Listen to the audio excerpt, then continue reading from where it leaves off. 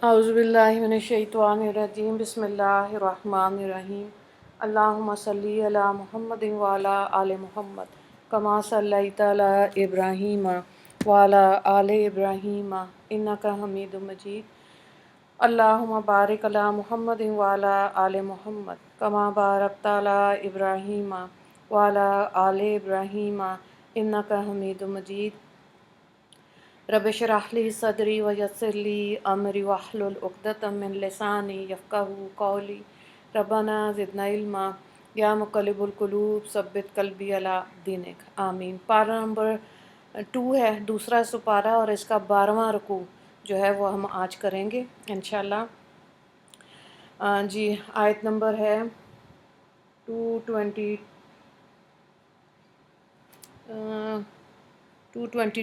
जी। वयसअलूनका अनिल महीस, और लोग आपसे हैज़ का हुक्म पूछते हैं। कुल फरमा दीजिए हुवल अज़ा, ये गंदी चीज़ है।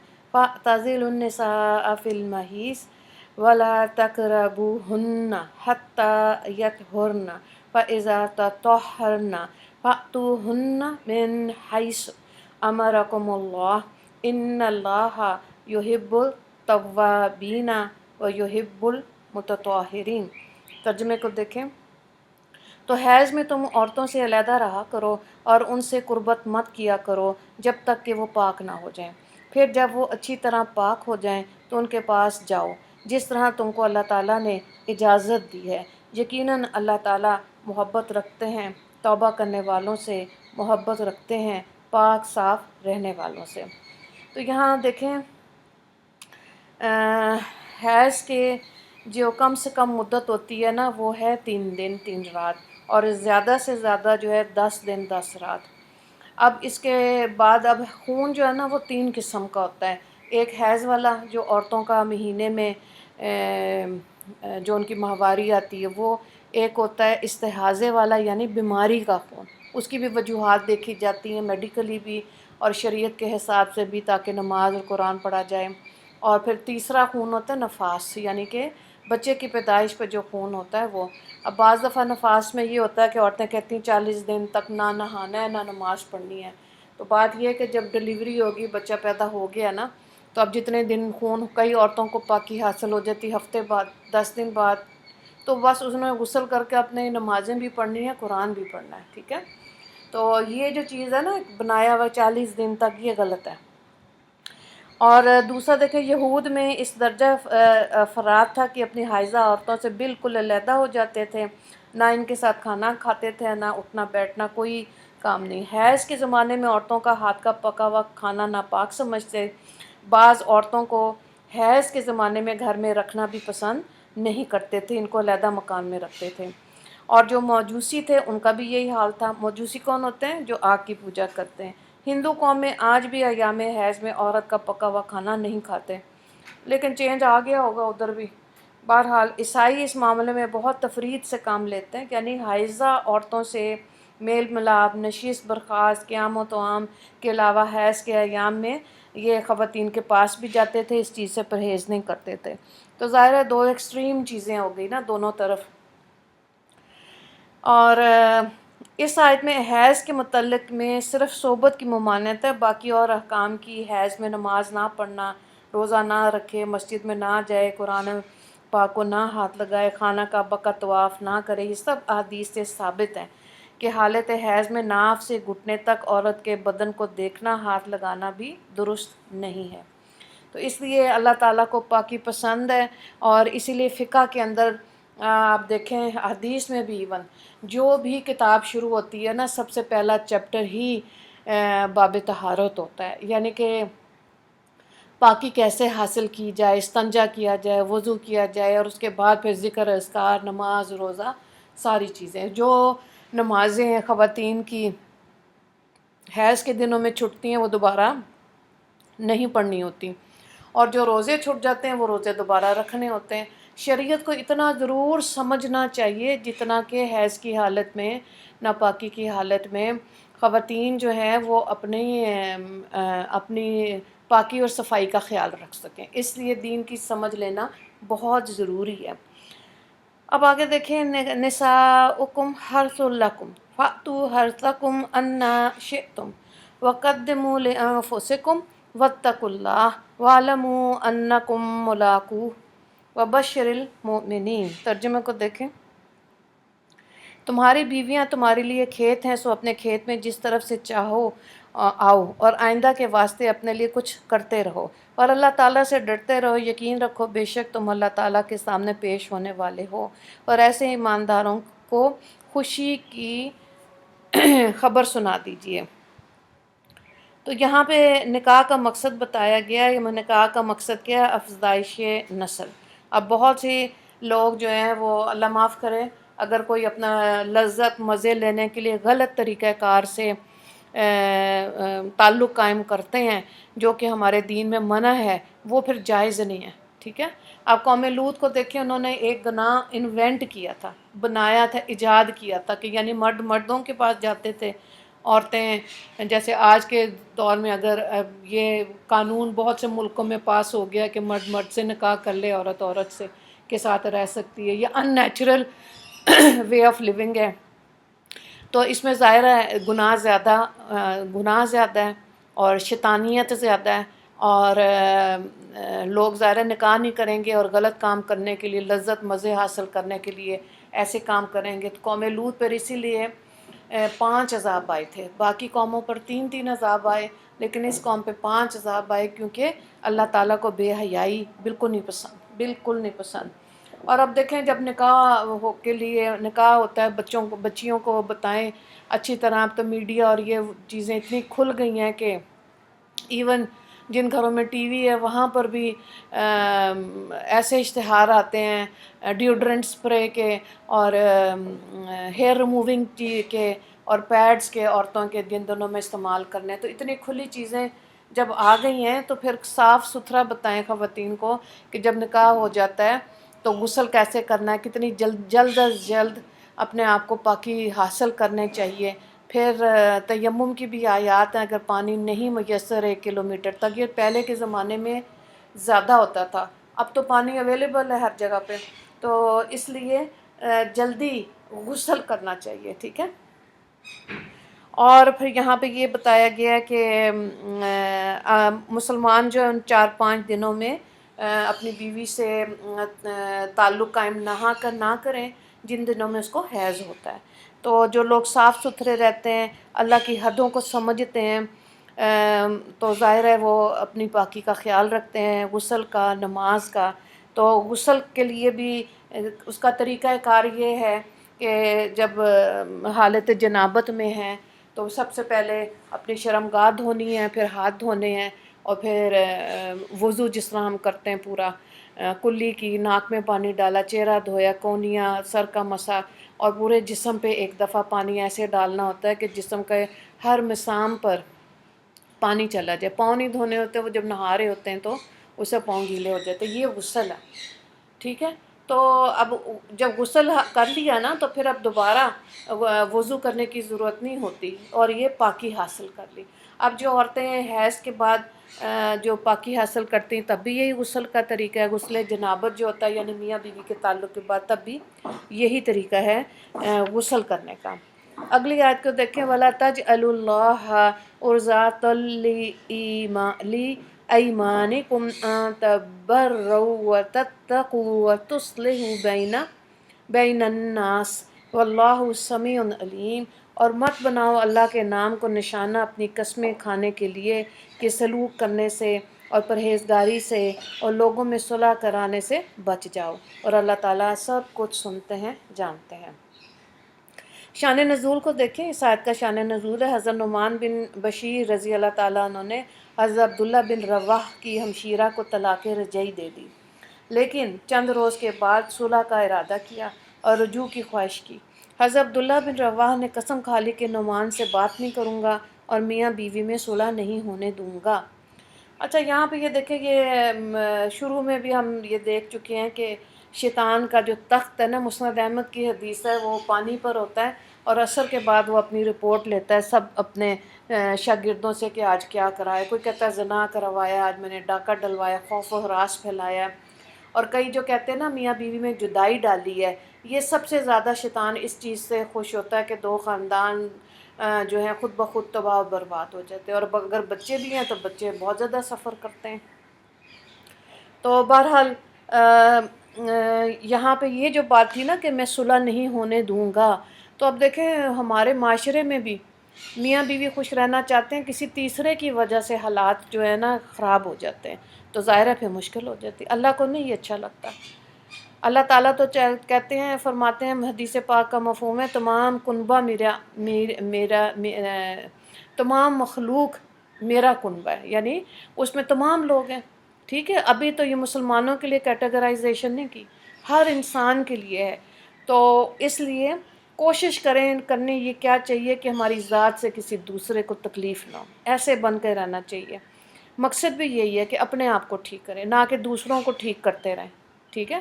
جب اپنی اصلاح ہو جاتی ہے پھر علماء کرام کہتے ہیں کہ ہاں جی اب آپ تفسیر کا کام کر لیں، آپ تجوید کا پڑھائیں، فقہ پڑھائیں، حفظ کریں، ناظرہ کریں، کسی بھی فیلڈ میں اپنی کنٹریبیوشن اللہ کی مخلوق کو دینی چاہیے۔ تو یہاں پہ کیا تھا، نیک کام چھوڑنے کی قسم کے بارے میں جو مسائل ہیں وہاں پہ یہ تھوڑے سے مسئلے ہیں، یہ دیکھیں کہ بے ضرورت بات چیت پر قسم کھانا بری بات ہے، یہ اللہ کو نہیں اچھی لگتی۔ نمبر 2، جس نے کسی بات کے کرنے یا نہ کرنے پہ اللہ کی قسم کھا لی تو پھر اس کے خلاف درست نہیں کہ اگر کرے گا تو قسم توڑے گا، کفارہ دینا پڑے گا۔ اگر کسی نے کسی قسم کے کام کی قسم کھائی تو ایسی قسم کا توڑ دینا واجب ہے، توڑ کر کفارہ دے، ٹھیک ہے۔ جائز چیز پر قسم نہیں ہوتی تو پھر ظاہر ہے کفارہ دینا ہے، اور کفارہ کیا ہوتا ہے، 10 محتاجوں کو 2 وقت کا کھانا کھلائے، یا کچا اناج دے، یا گندم دے، اور یا پھر 10 مسکینوں کو کپڑا پہنائے، ٹھیک ہے۔ اور اگر یہ غریب ہے اور قسم کھا لی تھی تو پھر دونوں چیزیں نہیں دے سکتا، یا نہ کھانا نہ کپڑا، تو پھر 3 دن کا لگاتار روزہ ہوگا۔ اور کفارہ میں انہی مساکین کو کپڑا یا کھانا دینا درست ہوتا ہے جن کو زکوٰۃ دینا درست ہوتا ہے۔ آگے دیکھیں، لا یؤاخذکم اللہ باللغو فی ایمانکم ولکن یؤاخذکم بما کسبت قلوبکم واللہ غفور حلیم، یعنی اللہ تعالیٰ تم پر سختی نہیں کریں گے تمہاری قسموں میں، یعنی بیہودہ قسم پر، لیکن گرفت فرمائیں گے ان پر جس میں تمہارے دلوں نے ارادہ کیا، اور اللہ تعالیٰ غفور ہیں، حلیم ہیں۔ تو یہاں یہ بتایا گیا قسم وہ معتبر ہے جو دل سے اور ارادے سے کھائی جائے، اور جو لغو قسم کی منہ سے عادت کے طور پہ بے خیالی میں بے ساختہ سے نکلتی ہے، دل کو خبر تک نہ، وہ لغو ہیں۔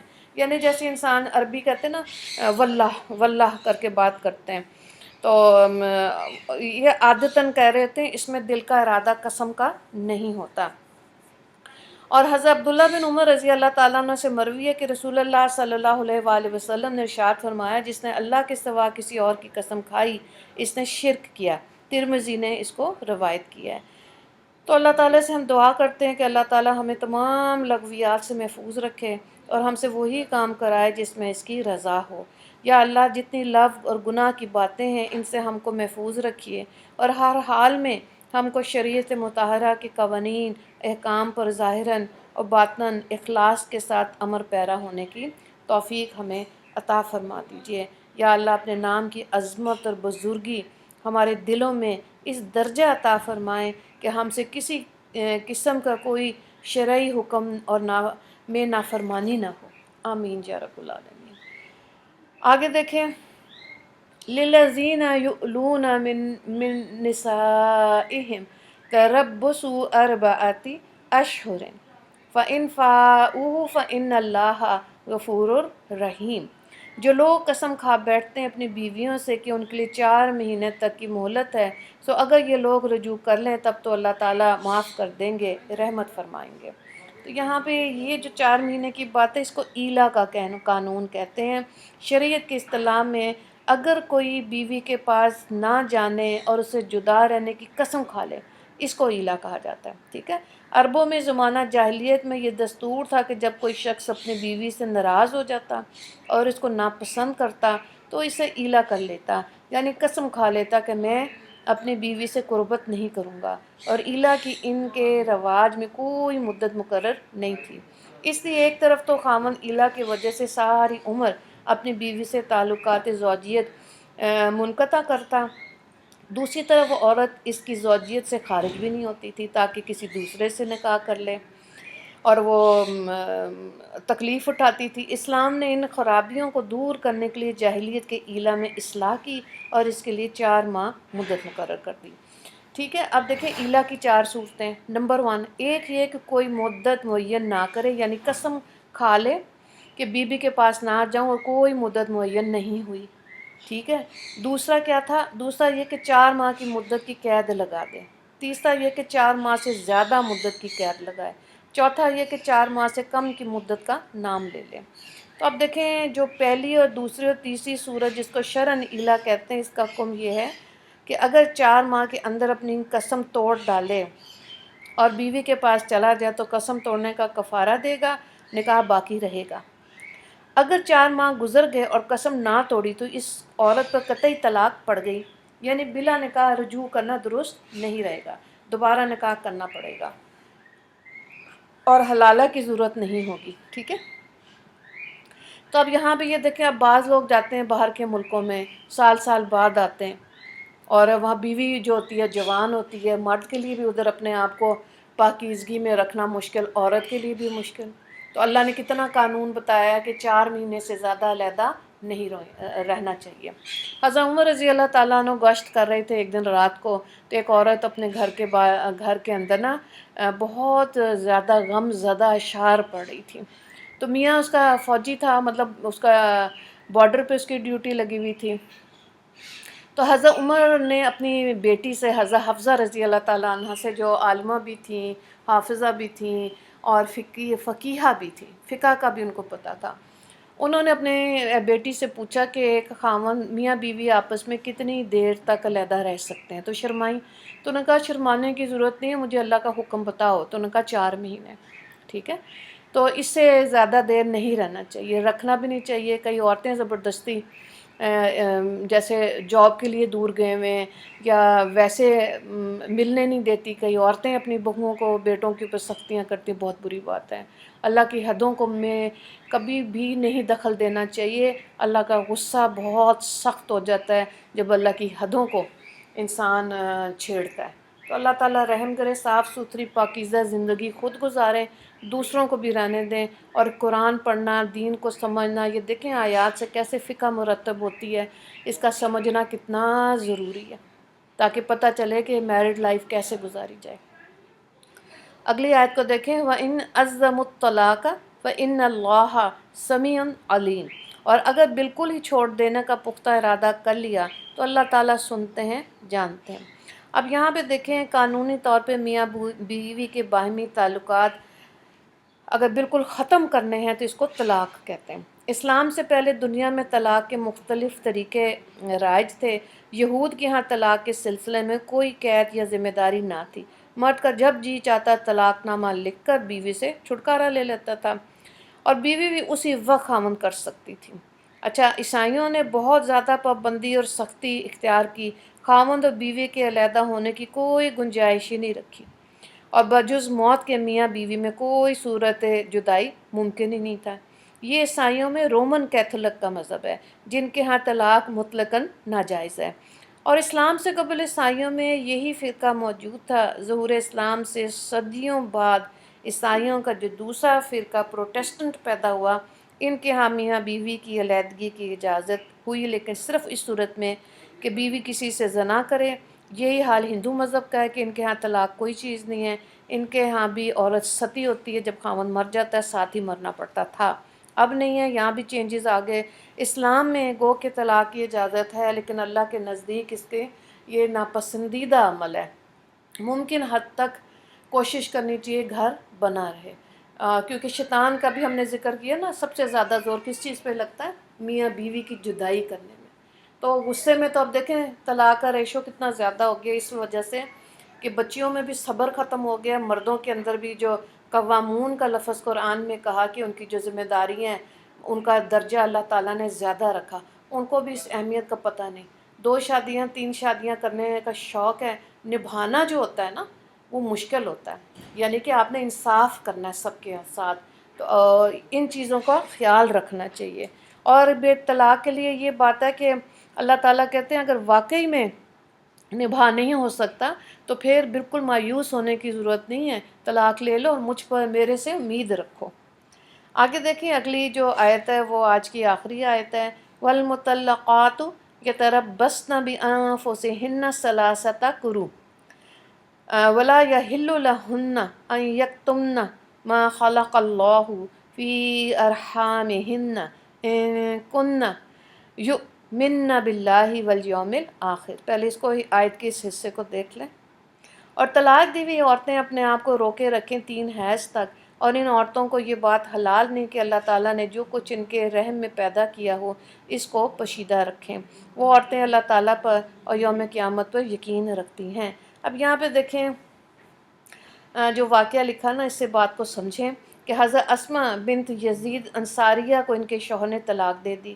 عدت کے لیے کوئی مدت مقرر نہ تھی۔ انہوں نے نبی کریم صلی اللہ علیہ وآلہ وسلم کی خدمت میں حاضر ہوئی، عرض کیا کہ یہ معاملہ ہو گیا، تو اللہ تعالیٰ نے یہ آیت نازل کر دی۔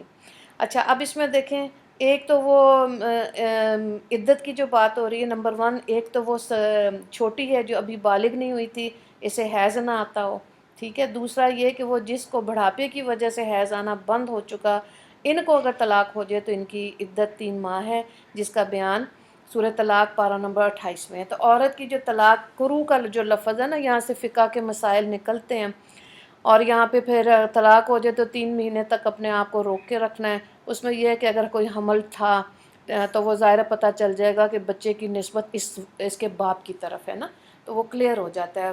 تو پھر آگے دیکھیں، تیسرا حاملہ عورت اگر اسے طلاق مل جائے یا شوہر مر جائے تو اس کی عمر وضع حمل تک ہے، بچہ پیدا ہو گیا تو بس عدت ختم ہو گئی۔ چوتھا وہ عورت جو حاملہ نہ ہو اور اس کا خاوند فوت ہو جائے، اس کی مدت 4 ماہ 10 دن ہے، ٹھیک ہے۔ اور سورہ البقرہ میں یہ پہلے بھی بات گزر چکی ہے۔ بہرحال یہ سورہ طلاق میں بھی آئے گا، تو یاد دہانی کے لیے یہی بات ہے کہ جو طلاق والی عورت ہے اس کے 3 حیض ہیں عدت، اور جو بیوہ ہے اس کے 4 مہینے قمری چاند کے حساب سے 10 دن ہے، اور جو حاملہ عورت ہوتی ہے اس کے بچے کی پیدائش ہونے تک اس کی ہوتی ہے عدت، اور جو عورت خلا لیتی ہے اس کی بھی عدت 3 مہینے ہی ہے، ٹھیک ہو گیا۔ اچھا، اگلے دیکھیں، وَبُعُوذَلَتُهُنَّ أَحَقُّ بِرَدِّهِنَّ فِي ذَلِكَ إِنْ أَرَادُوا إِصْلَاحًا وَلَهُنَّ مِثْلُ الَّذِي عَلَيْهِنَّ بِالْمَعْرُوفِ وَلِلرِّجَالِ عَلَيْهِنَّ دَرَجَاتٌ وَاللَّهُ عَزِيزٌ حَكِيمٌ۔ ترجمے کو دیکھیں، اور ان عورتوں کے شوہر ان کے پھر لوٹا لینے کا حق رکھتے ہیں اس عدت کے اندر بشرطیہ اصلاح کا قصد رکھتے ہیں، اور عورتوں کے بھی حقوق ہیں جو کہ جس کی مثل انہی کے حقوق ہیں جو ان عورتوں پر ہیں، قاعدے کے موافق مردوں کا ان کے مقابلے میں کچھ درجہ بڑھا ہوا ہے، اور اللہ تعالیٰ زبردست ہیں، حکیم ہے۔ اب 3 جو طلاقیں ہیں نا، جو پہلے بھی ہم نے دیکھا تھا، پہلی طلاق کیا ہے؟ طلاق رجعی، رجوع کر سکتے ہیں، ایک طلاق۔ دوسری طلاق جو ہے وہ ہے طلاق بائن، یعنی کہ جدائی ہو گئی، اگر میاں بیوی نے دوبارہ رہنا تو نکاح دوبارہ کرنا پڑے گا۔ اور تیسری جو ہے طلاق، وہ طلاق مغلظہ ہے، یعنی کہ پکی طلاق ہو گئی۔ اب اہل سنت والجماعت کے نزدیک 3 طلاقیں جو ہے نا، ایک نشست میں اگر کر دی، طلاق طلاق طلاق 3 ہو گئی، رجعی بھی، بائن بھی، مغلظہ بھی۔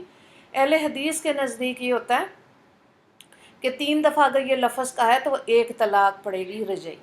تو سیدھا سا اصول ذہن میں رکھیں کہ جس مذہب پہ، دین ہمارا سب کا اسلام ہے، مذہب کوئی اہل حدیث ہے، کوئی اہل سنت ہے، کوئی بریلوی ہے، یا جو بھی بنائے شیعہ سلفی، جس مذہب پر نکاح ہوا ہے نا اسی مذہب پر طلاق ہوگی۔ یہ نہیں ہو سکتا کہ نکاح کے وقت اہل سنت تھے اور جب طلاق ہوئی تو پھر اہل حدیث بن گئی یا ان مفتیوں سے فتویٰ لے لیا، ٹھیک ہے، پھر گڑبڑ ہوگی نا، پھر صاف ستھری زندگی نہیں انسان گزار سکتا۔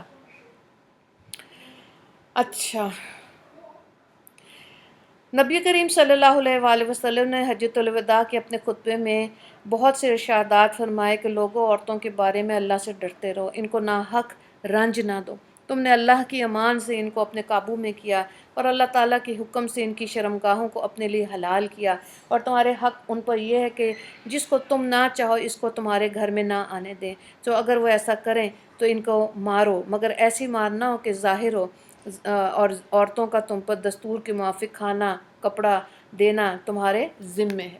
مار جو ہے یہ اس صورت میں ہے، سورہ نساء میں آگے آ جائے گی اس کی بات، کہ اگر عورت بدچلن ہے، خاوند کی اجازت کے بغیر گھروں سے باہر نکلتی ہے، یا کوئی اور وجہ ہے، کوئی غلط کام کیا ہے، تو اب اس کو تنبیہ دینے کے لیے اس کو پہلے سمجھاؤ، نمبر 1۔